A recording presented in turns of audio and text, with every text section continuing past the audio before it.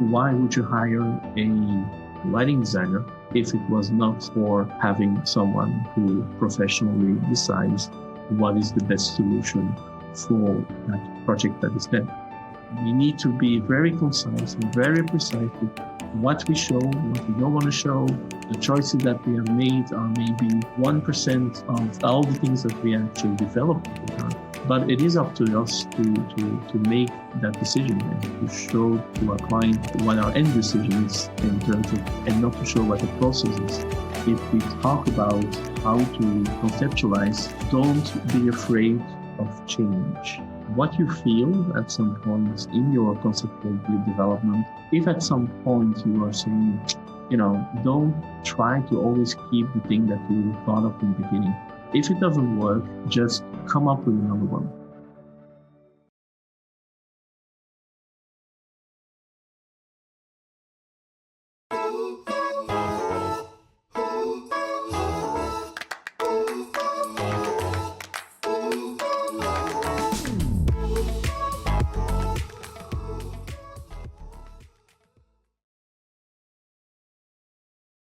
Hi, and good morning, good afternoon for the people watching this first episode of season 1 of the virtual lighting design community thought leaders podcast, vlogcast.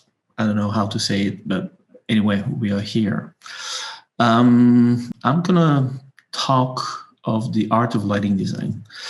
And for doing so, it's a little bit to give you an insight in what we feel is the difference between a creative lighting design and a more engineered lighting design, maybe, which you could expect from the installer side or engineering firms that are a little bit more concerned about the technical part of lighting than the artistic side of lighting. My name is Koert Vermeulen. I run a company called ACT LD, or ACT Lighting Design, based in Brussels, Belgium, that is for sure.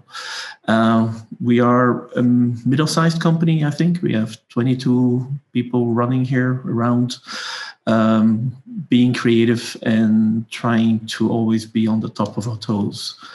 And in this particular talk, I'm going to go deeper a little bit in this first part about why ACTLD, what we do is what we do. And also afterwards, I'm going to talk a little bit about how we create. I'm just going to say with the conceptual design. I'm not going into schematic designing or design development, which is also a very important part of all the phases that you have to go through to make your lighting design an actual reality. But I thought in this talk, I would really concentrate on that conceptual thinking part. We create exceptional experiences at the intersection of design, art, and innovation. This you can find on our website, which is an easy thing to actually say, a little bit more difficult to actually put it into practice.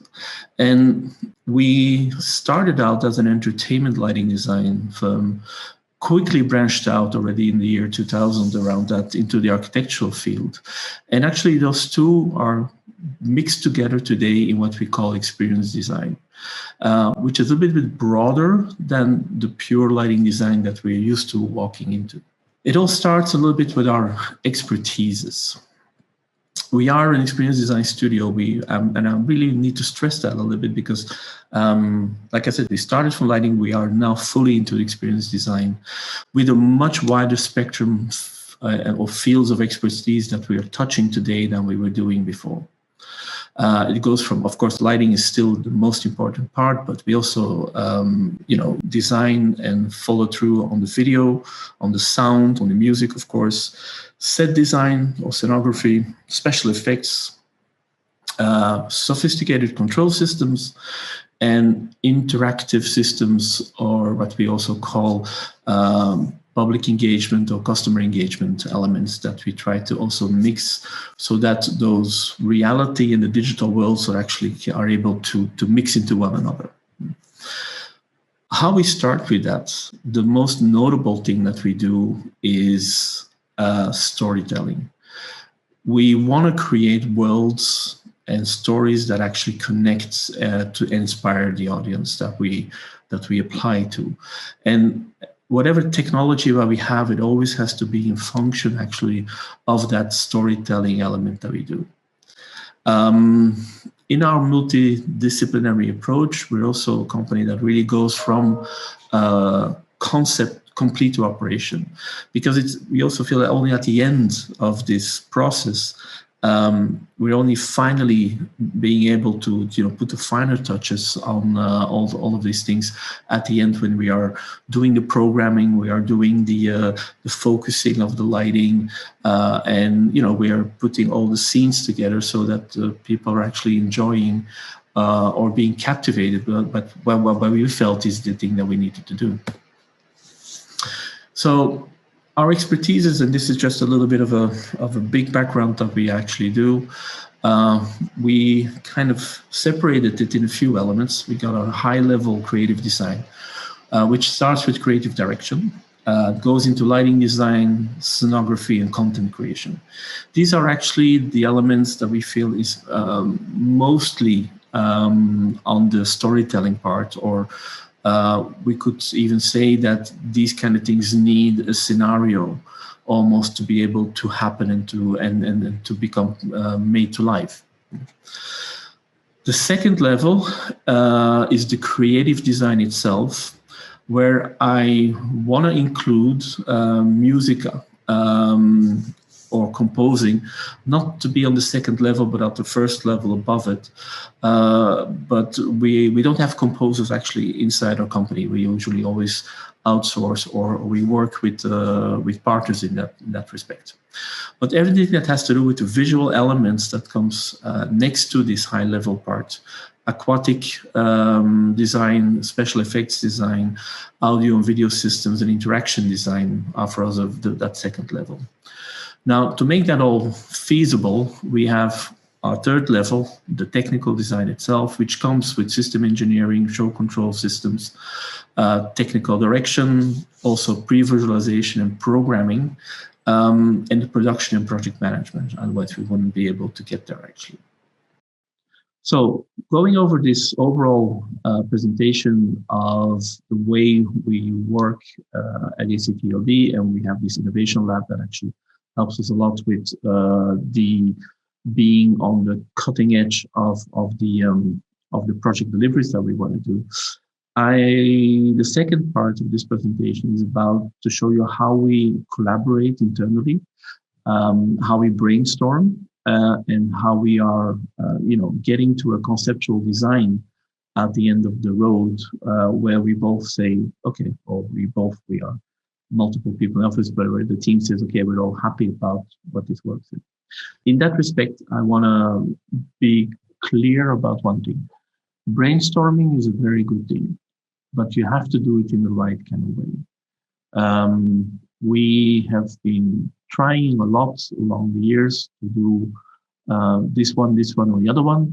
In the end, the one that we were capable of maintaining a high level of creativity, but also a personal satisfaction level for the people that are working in there, is to have brainstormings with not more than 4, but at least 2, ideally 3 people actually in the team itself. We felt that when you have more than those people, it's flooded. People were afraid to share things that maybe were a good idea, afraid for failure.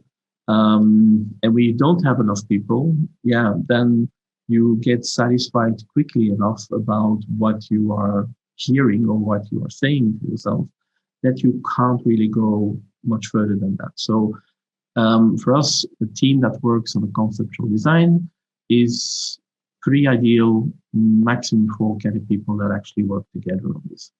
So Miro is not a program that we only started working with during the pandemic. It was something that we've already been using actually before, because it gives us this possibility to work both remotely, but also in the same office on a kind of an infinite desktop canvas into which you can place whatever you like into it, and use it as a virtual brainstorming tool. What you used to be thinking about and doing in an office, sitting around the table, pushing yellow notes or whatever on the board and pushing those ideas outside, is now essentially what you can do here on this collaboration tool. And the good thing about it is the memory that it has for me. Because on a project like this, which you actually now, you only see maybe 20%. I'm just going through the whole document a little bit and let me show you how we kind of work with these things together. Is the fact that at the end, with this infinite canvas, we are able to go from one to the other, but we never forget what we actually have put together here. And we can always go back to where we came from in the beginning to be able to make sure that what we have as a reference, or what we thought about maybe a month ago, is still always available. Because we have felt that 22 people in the office and multiple years of that is one of the most important things, to be able to understand how to keep your knowledge together. The knowledge base is one of our deepest concerns at the moment on how to really keep the knowledge that we produce, maybe with a small team of 4 people, and to be able to share that outside to the other people around us. So I'm now going to just go quickly into a few of these details. I mean, as you've seen already, we're talking here about the Bruges Light Festival, for which we have been doing quite some work over the last 2 months. But it all starts, and that's a great thing, the way you can zoom actually in. This is what we call the trash bin. That's okay. Is all the elements that we find online, and that gives us quite a little bit of let's call back information that could be nice, could be possible to actually understand this or not. But in here, one of the first things that you see that we've done was talk about the storyline. And we made a little work about that. That storyline is to understand what Bruges would mean for us, what we feel that we should hide and put into the light in this kind of thing. And so this kind of storyline was the first basis actually we put into it. The inspiration behind it, I'm not going to do too much detail, I'm just going to go quickly over that, is something that most of you are used to. You go online or you go into your library and you're putting some stuff together that you feel that are beautiful, or that are things that you could actually put in there. I come here to the problems to solve, because along our talks, which we usually do at least on a project like this, where we have 5-6 weeks to start from the concept, is we have at least one meeting with all of us together during each a couple of hours during the week, in which the artistic director or creative director is there, which in this case was me, and then the 2 or 3 people that are there. And sometimes we even involve maybe a 5th person into this process, because sometimes we feel we just want to have a third look or a third eye on some of the things that we're doing. But those problems that we need to solve are as important as all the other ones, as the storytelling that we need to also put together. We also talk about the stakeholders at that moment, who is actually working in there.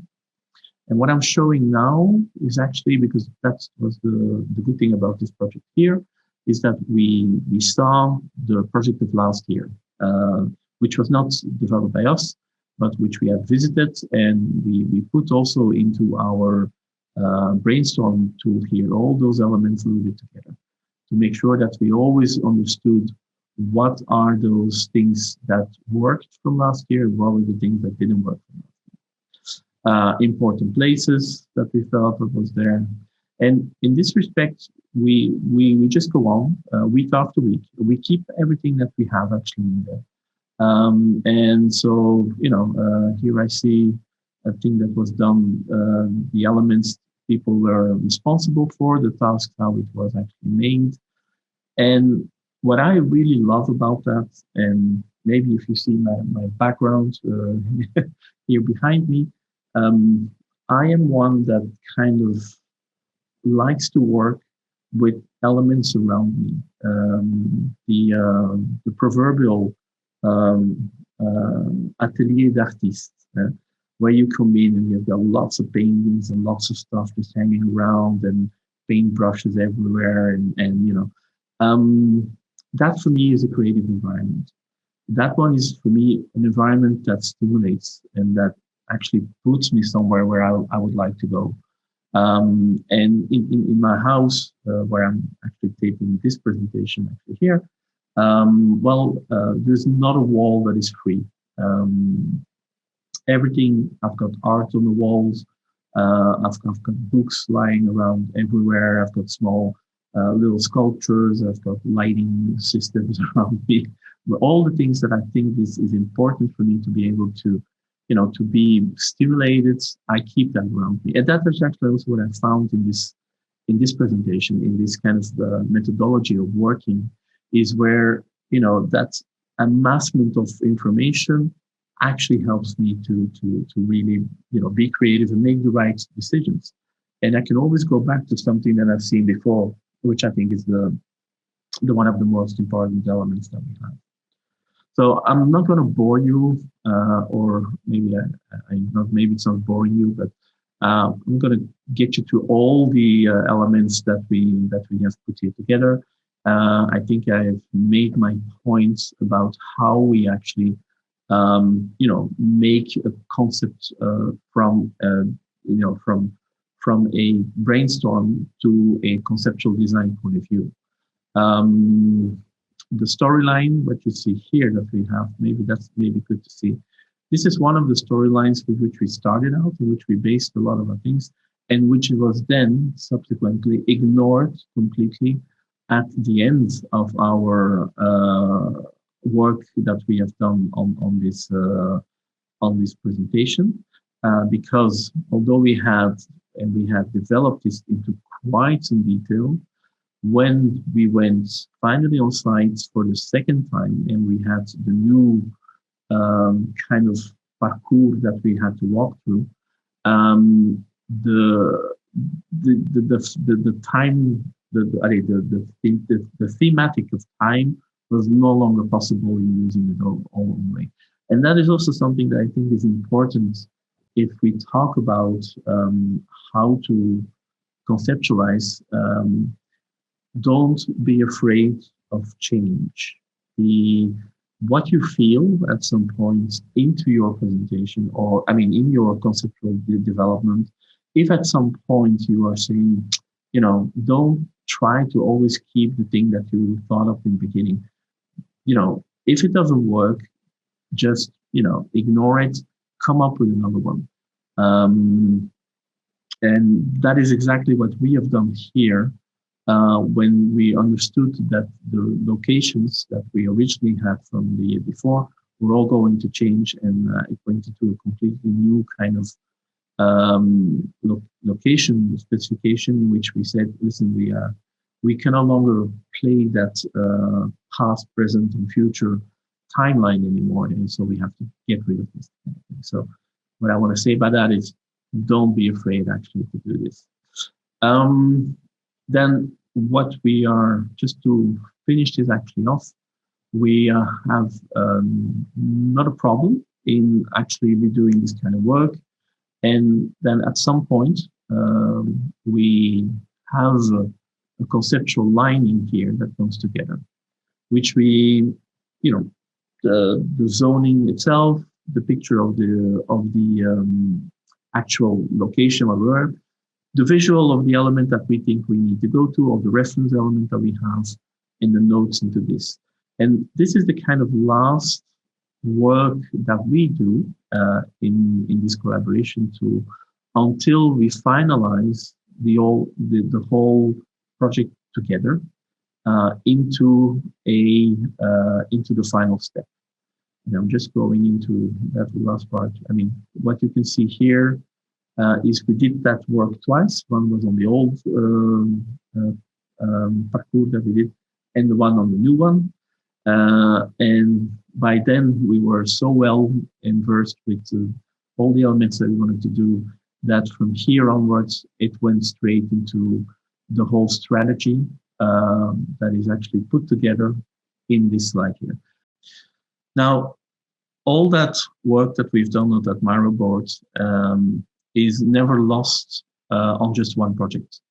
A lot of times we can actually use what we have done there and extrapolate that into other projects also. That's why I don't mind on some occasions to go quite deep and more than the hours are actually allowed on that reflection of the story and on the reflection of the internal work that we put into that.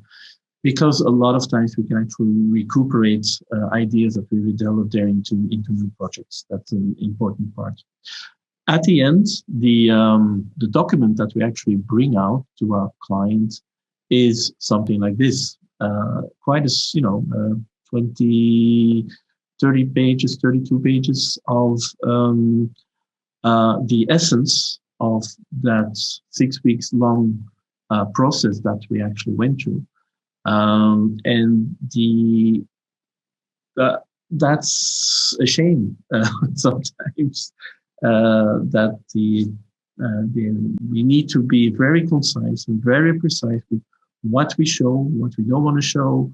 The choices that we have made are maybe 1% of all the things that we actually developed together into this thing. But it is up to us to make that decision and to show to our client what our end decision is in terms of, and not to show what the process is in that part. Because why would you hire a lighting designer if it was not for having someone who professionally decides what is the best solution for that project that is there? As the last part in this presentation, I want to talk about the project of Cherry, which is a pure architectural project, which I thought was also an interesting way of actually finalizing this presentation on the art of lighting and to show how this storytelling and these elements actually come together in a pure architectural form. Site analysis is a main part of the first element that you actually do when you're doing your work for this. I don't think I'm saying something new about that. During that site analysis, we look at accesses and connections. There is the complete project overview. And I think that Miro, for this, again, I'm really pushing it forward. And if you want 25% discount on your next Miro thing, go to our website and ask for the coupon. No, I'm joking. But I do love Miro. But this kind of overview, where we have the plan and we see all the elevations, we see all the visuals and all come together. For me, that is golden. This works for me so well to understand what the site is about, especially when it's not built yet and you haven't been able to visit it. This kind of overview is for me golden to be able to go forward. The keywords is something that also comes from the analysis. A lot of times we take it out of the presentation from the client, of the developer, or some of them we create ourselves. But it's a really important part of what we then would define at the end of this road as the vision and the goals. And in this particular part, the iconic destination, the evening experience together with the day experience, flexibility and the multiple views of the different spaces that we have. The use of dynamic lighting to be evolving over time and data collection, scalability and reusability, and of course, at the end of the day, that's the human-centric design, or that social interaction engagement that needs to be followed through. And this is actually this is our main part that we use at the end of the day to go over and to see how we can actually obtain these kind of things. The architectural concept is, of course, something that we get from the architect itself. We do an interpretation of that. We also have to check sometimes if these kind of things actually work. But it's an information that is absolutely necessary for us to be able, to go forward with these kind of elements. I'm just showing you a little bit the slides. The way I'm walking through, which is much different than the one that we did for the Bruges Light Festival, is because Miro lets us also almost use it like a PowerPoint or like a Prezi presentation moment. You can put them into kind of slides, and then you can just walk through them actually beginning to the end. Sorry, I went too quick. Material tectonics, again, not from us, comes from the client, from the architect, or some is element coming from us. But here, I think we come to one of the most important slides that we develop from that brainstorming and from that analysis and stuff like that, which is really the high-level concept, where the canopy environment for us was one of the most important elements as a communication tool and so on, and how we actually bring that up into the complete environment there. We go further with this, and we use then this first part of the whole concept development into a more strategic, actionable way of working. So those first visions and goals are now really put into 4 strategies, which is attract, experience, engage, and linger. And these 4 elements are then actually used along the way all the time to get to where we need to be. We know for whom we are designing, which is quite an important part. And then actually that creative proposal is actually put into motion here, where we go through it. But it's maybe just good to just look at this overview that we have here. Because again, when you're not engaged in this project day to day, like sometimes I am, and you're only getting it to see once a week to see where we are, the fact of being able to have this kind of overview, for me, again, that is one of the most important things. This creative proposal that goes over the vertical or horizontal elements, but that also gets those 4 strategies always looking alive and see how we actually get there. That is, for me, a very important element. Like I said, vertical elements, we show how we want to attract, how we see the lighting hierarchy actually working there. We go to volumes and geometry enhancement, and that is more for the engagement part. Vertical continuity. We are looking at the horizontal elements. Now, I don't want to show you here exactly what the concept is. I'm not selling this project to you, so I'll go over them a little bit more quickly, but you see at least what are the main elements. The result of what we've done is not that important in my presentation here. Access points, we look at urban furniture, we look at possible art installations, whether they are permanent or non-permanent. We look at the squares and how we can actually, and the access points and how we can go from there. We look at the overall functional lighting, and we make a strategy for those kind of things. We look at the squares, the boulevards, and of course the canopy icon, where in this particular case we give him 3 different options. Looking at really as an icon, a big element, 45 meters high, 30 meters in diameter, a really big element, or maybe to go for a very smaller element, which is the one here in the middle, or to use the complete canopy and to use it as a screen above the people, which we can then project to do other things. kind of things actually. So that kind of elements we kind of, sorry, that went a little bit too quick. So those kind of elements are we then trying to make our client understand, mostly through reference images, sometimes through visuals, depends where we are in our project. And the last part, not the last part, but the two elements that were missing so far in our design strategy was engage and linger. And that has a big part to do with how we generate content. This is a thing where with ACT, we have been working on quite a lot to be able to get to a kind of a content generation system that works 24 hours a day, and where we have lots of different content that actually needs to be developed to put together, whether it's curated, user-defined, or data-generated content. And I think we stole from Tapio his sentence about the ambient communication tool, but that's okay, because actually in this project we were going to use the Scandal Technologies media server or ambient communication tool anyway, actually to bring it in there. We are looking at different uses of the space over the seasons, whether it's permanent or non-permanent. Those are elements we also looked into and we had strategies that go with it. And then we also come to this engagement element, to how to engage and keep your public together in both the digital and the reality world.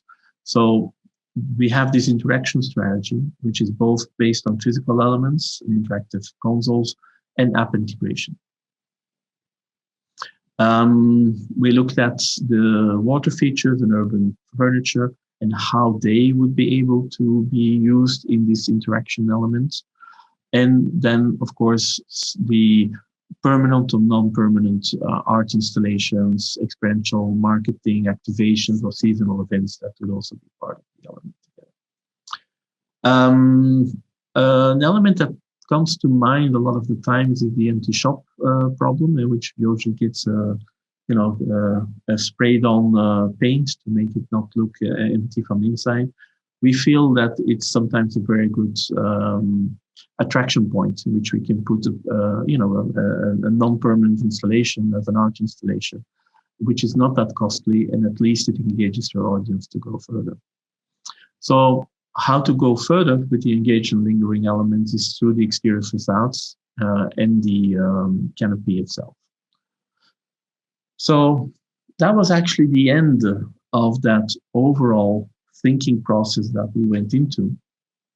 And the next couple of slides is again this compression of all those ideas and all those elements together into what we would call then, of course, our creative strategy to be shared with the client, but also to make him understand that everything that we have done is actually put into a few words that we sometimes also refer to as the CEO short version, because they don't want to spend more time than 15 minutes or 20 minutes on something like this.